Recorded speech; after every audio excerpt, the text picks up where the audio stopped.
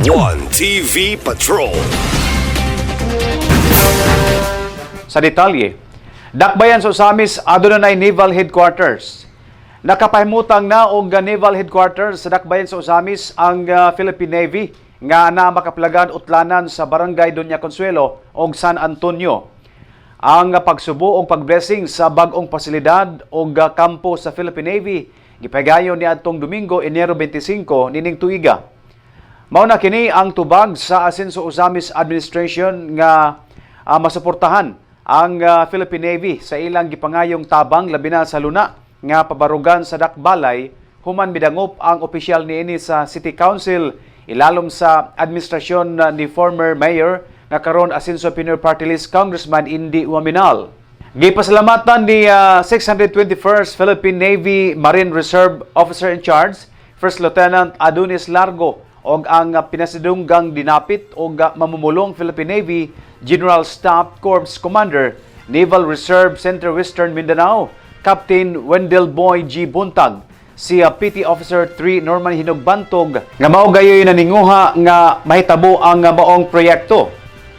Gipasalamat usab ni Captain Wendell Boy G. Buntag si Osamis City Mayor Sam Norman Go Fuentes sa suporta nga gihatag sa ahensya pinaagi sa presensya ni City Legal Council Member Attorney Gwen Cassandra Limitario nga mibulig usab sa minungdanong aktibidad. Sa iyang pakigpulong nga ang maong pasilidad importante kaayo dili lang sa ilang bahin apan sa kinatibuk-an gumikan kay diha himuon ang pagbansay alang sa dugang recruitment alang sa mga reserve unit. Gawa sa gipangandaman nga national security, magamit usab ang reserve company alang sa community service o disaster response operation. On behalf of the Naval Reserve Center West Mindanao, it is the great honor and respect that I extend a warm welcome to everyone present this significant occasion, the inauguration of newly installed headquarters, 6 Toppers Naval Squadron Reserve in 9 Presican Marine Company Reserve. Today, event marks an important milestone and reflect the collective efforts, discipline, and commitment to all who contribute the realization of this undertaking. The background of this building facility, actually, matagal na namin itong pasalamat din kami kay Captain Phil at saka kay sa Barangay Captain Representative sa Barangay San Antonio na nabigyan kami dito ng pwesto para sa aming headquarters ng Naval Reserve Command ng Misamis Occidental. So, ito muna yung namin na yung prefab kasi ito naman kasanayan ng mga ginagawa sa mga military headquarters, even though sa mga PNP at saka sa ibang mga military, no?